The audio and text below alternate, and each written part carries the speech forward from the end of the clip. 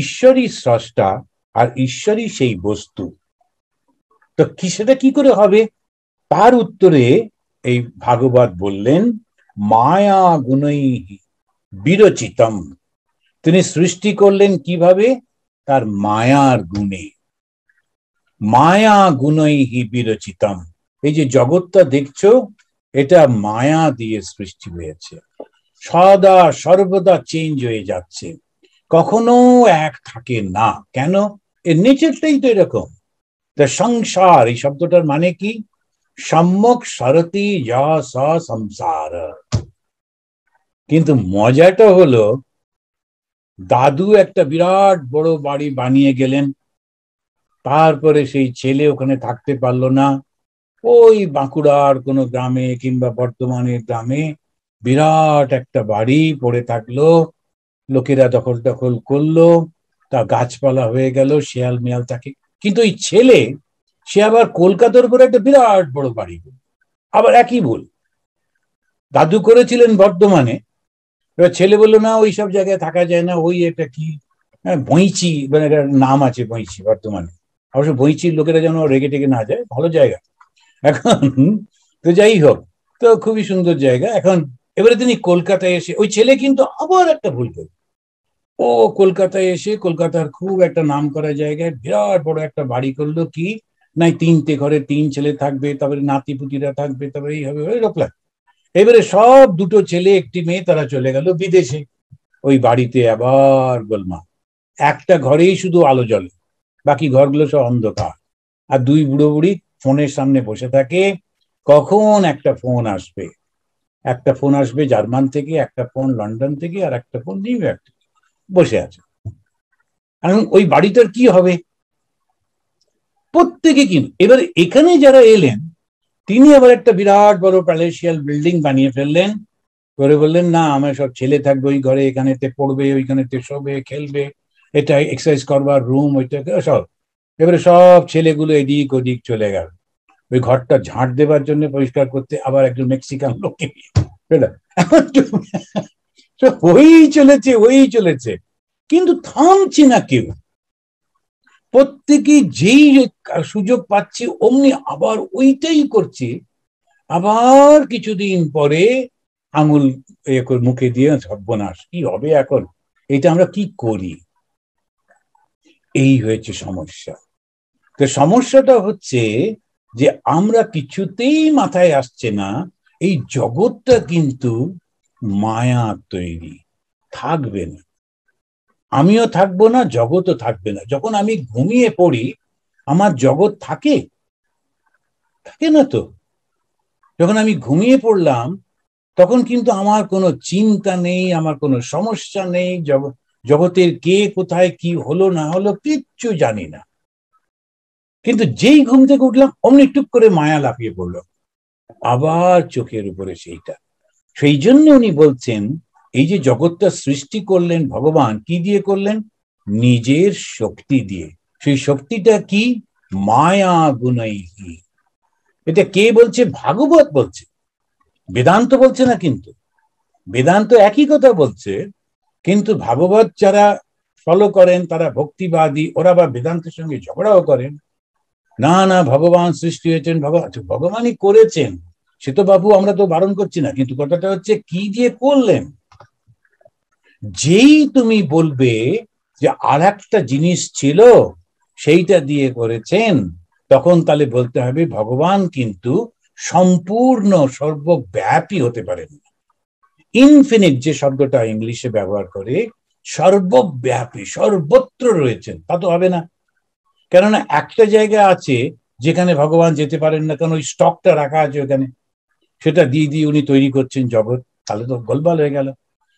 এই পয়েন্টটাতে এসেই বেশিরভাগ জায়গায় দেখবেন, যেমন খ্রিস্টানিটির কথা বলছিলাম, তারা বলল ভগবান যিনি, তাকে কেউ দেখতে পায়, তিনি কারোর সঙ্গে কথা বলেন, কিন্তু তিনি খুব কৃপা করে তার অনলি বিগটন সান, তার সন্তানকে, যে বাবার প্রতিনিধি, ওকে পাঠিয়ে দিয়েছেন এই জগতে আমাদের মুক্তির জন্য। জিসাস ইজ দ্য অনলি বিগটন সান। বেশ, তাহলে ঠিকই আছে, জিসাস এলেন, এইবারেতে ওই যিশুর সঙ্গে ভগবান কমিউনিকেট করছেন কি করে, তখন বললো মাঝখানে আর একটি মানুষ আছে, সে ভগবানও না মানুষও না, মাঝামাঝি। তখন বলা হলো হচ্ছে হোলি স্পিরিট, এবং ওদের ওই ট্রিনিটি। এবারে যিশু হলেন, হোলি স্পিরিট হলো, আর ভগবান হলো। তো এত ভগবানকে লুকিয়ে রাখার কারণটা কি? যেই তুমি বলবে ভগবান এরকম দেখতে, ওই গোলমাল হবে। সেই জন্যে এই যে ইসলামে ওরা বলে হজরত মোহাম্মদের ছবি আঁকা চলবে না, ওই করবে না, ওই করবে কেন? ওনার যেই ছবি আঁকবো সঙ্গে সঙ্গে ওই লিমিটেড হয়ে যাচ্ছে, তাহলে করা চলবে না। ওই জ্ঞান কিন্তু টনটনে, সব ঠিকই আছে, জ্ঞানটা তো অসুবিধা হচ্ছে না। যেই আমরা তাকে ক্ষুদ্রত আনবো, সঙ্গে সঙ্গে তিনি সাকার মানেই কিন্তু ক্ষুদ্র হয়ে গেলেন, এইরকম একটা রূপের মধ্যে হয়ে গেলেন। তাহলে কি হবে? ওইটার জন্য ওরা বললেন মায়া গুণৈহি বিরচিতাম। আর একটা জায়গায় একটা অদ্ভুত শব্দ ব্যবহার করেছেন ভাগবত, আমরা হয়তো পরে আসবো। সেখানে 1:20, মানে প্রথম স্কন্ধের প্রথম অধ্যায়ের 20 নম্বর শ্লোকে, ওই আমরা ওটা পড়বো না, কারণ না ভাগবতের সব পড়তে গেলে শেষ হবে না, সেই জন্যে আমরা একটু স্কিপ করে করে যাব। তো সেখানে একটা শব্দ ব্যবহার করলেন ভগবান সম্পর্কে, শব্দটা খুব অদ্ভুত শব্দ। এমনি বললে মনে হয় যেন ভগবানকে নিন্দা করছে, তা কিন্তু না। বললেন ভগবান গূঢ় কপট মানুষ, উনি বললেন কপট মানুষ। এখন কপট শব্দটা খুব একটা ভালোভাবে ব্যবহার করা হয় না বাংলায়। যখন বলা হয় কপট, তার মানে ঠিক ওকে বিশ্বাস করা চলে না, সত্যি বিশ্বাস করা চলে না। ভগবান হচ্ছেন কপট মানুষ। কেন কপট বলা হলো? কেননা এটা কিন্তু আসল না। ওই যে ভগবানের রূপটা দেখছো, ওই যে তিনি শুয়ে আছেন, তিনি চুপ করে শুয়ে আছেন কিসের উপরে? সাপের উপরে। আবার সাপটা কোথায় রয়েছে? জলের উপরে।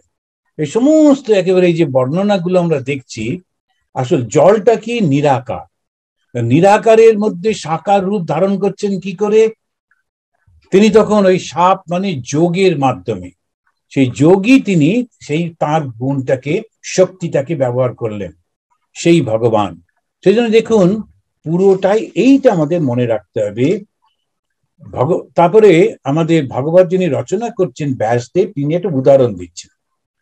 বলছি দেখো যে আমরা আকাশকে বলি আকাশের গায়ে এই সমস্ত মেঘগুলো লেগে রয়েছে, কিন্তু আকাশ কোথায় আর মেঘ কোথায়? আকাশের গায়ে কি মেঘ লেগে থাকে? সুতরাং তা তো হয় না। আমরা ভুল করি, তেমনি বলি ভগবানের এই কি কাণ্ড, ভগবান কেন এরকম সৃষ্টি করেছেন, কেন এরকম সৃষ্টি করেছেন?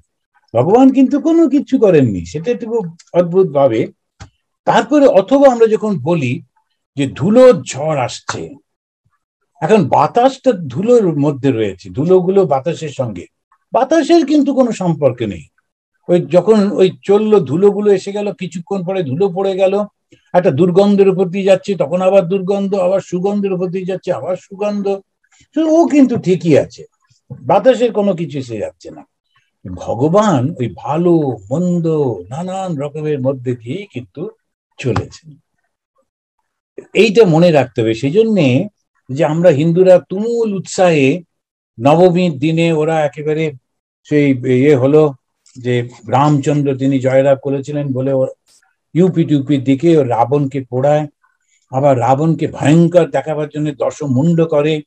সত্যি সত্যি 10টা মুন্ড কিন্তু ছিল না, 10 জন মানুষের মতো বুদ্ধি রাখতেন, সেই জন্য 10 মুন্ড। 10টা মুন্ড মানে 10টা মানুষ যত চিন্তা করতে পারে, ওই একটা লোক এরকম চিন্তা করতে পারে, সেই জন্য 10 মুন্ড বলা হতো। তো এই যে সিম্বল গুলো দেখলাম, তো রাবণ কিন্তু অত্যন্ত জ্ঞানী পুরুষ। রাবণের যে রচনা রয়েছে শিবের উপরে, শিবতাণ্ডবম, অসাধারণ রচনা। কিন্তু হ্যাঁ, তার শক্তি ছিল, তখন তিনি সেরকম করেছেন। তো সেই রকম ভাবে প্রত্যেকটা মানুষের মধ্যে যে শক্তিটা, ওই শক্তিটা কোত্থেকে আসে? ওই ভগবানেরই কৃপা থেকে। তো মায়ার প্রভাবে এই যে স্থূল শরীর, এর মধ্যে একটা সূক্ষ্ম রূপ আছে। এই জীব তাকেই আমি বলে মনে করে, আর তাকে অবলম্বন করে বারবার জন্মগ্রহণ করে। যারা বেদান্ত পড়ছেন, যারা বেদান্ত পড়েছেন, আপনারা জানেন যে মায়া উপহিত চৈতন্য জীব, এই ঈশ্বর, মায়া উপহিত চৈতন্য হচ্ছে ঈশ্বর। তো ঈশ্বরটা কি? মায়ার শক্তি দিয়ে যিনি ঢাকা পড়ে গেছে। আর জীবটাকে অহংকার উপহিত চৈতন্য জীব। জীব মানে ইন্ডিভিজুয়াল সোল, সেটা কিরকম না অহংকারটা দিয়ে ঢাকা পড়ে গেছে। আমি আমি আমি আমি সারাক্ষণ সেটাই, একটু এদিক ওদিক হয়েছে কি ব্যাস একেবারে দারুণ সমস্যা। কিন্তু যদি বলা হয় এটা লিখে ফেলো তো তুমি কে, একটা লাইনও লিখতে পারবে না। যদি আমি বলি এই যে শরীরটাই হচ্ছে আমি, তখন প্রশ্ন হবে এই যে একটি ছোট্ট বাচ্চা মায়ের কোলে শুয়ে আছে এটা কে?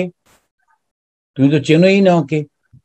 তাহলে তো তোমার ছোটবেলা বলে কিছু নেই, ছোটবেলা তো ছিলই না, অন্য কেউ বলে দিচ্ছে, মা বা বাবা বা আত্মীয় স্বজনরা ওরা বলে দিল এইটাই তুমি, তখন তো তুমি বলছো এটা আমি। ভেবে দেখুন, খুব ভয়ঙ্কর ব্যাপার। একটা অন্য কোনো বাচ্চার ছবি দেখিও বলে দিতে পারে এই যে দেখছো এইটা হচ্ছে তুমি। বলছি এত মোটা ছিলাম নাকি? ছোট থেকে তুমি অতটাই মোটা, মানে বলো কি? আমার তো কিছু করার নেই, কারণ আমি তো আইডেন্টিফাই করতে পারবো না। আমি আমাকেই চিনি না ছোটবেলায়, আমি অন্যের উপর নির্ভর করছি কিনা দেখুন কত বাস্তবে। তাহলে এই যে শরীরটা পরিবর্তিত হয়ে যাচ্ছে, যাকে আমি চিনি না তাকে আমি বলছি কি করে? ওই মায়ার প্রভাবে, ওই অহংকারের প্রভাবে। ভেবে দেখুন, বেদান্তবাদীর এই যে শব্দ দুটো ব্যবহার করলো মায়া আর অহংকার, এটা যে একটা বানিয়ে বানিয়ে বললো তা কিন্তু না, ভীষণ একেবারে একটা অহংকার উপহিত, উপহিত মানে চাপা দেওয়া, ঢাকা দেওয়া। তো অহংকার দিয়ে উপহিত হয়ে যেটা আমি, তাতে এত লাফালাফির কি আছে? আর একটা হচ্ছে ঈশ্বর যিনি, ওই চৈতন্যই তিনি, কিন্তু মায়া দিয়ে ঢাকা। ওম শান্তি শান্তি হরি ওম তৎসৎ।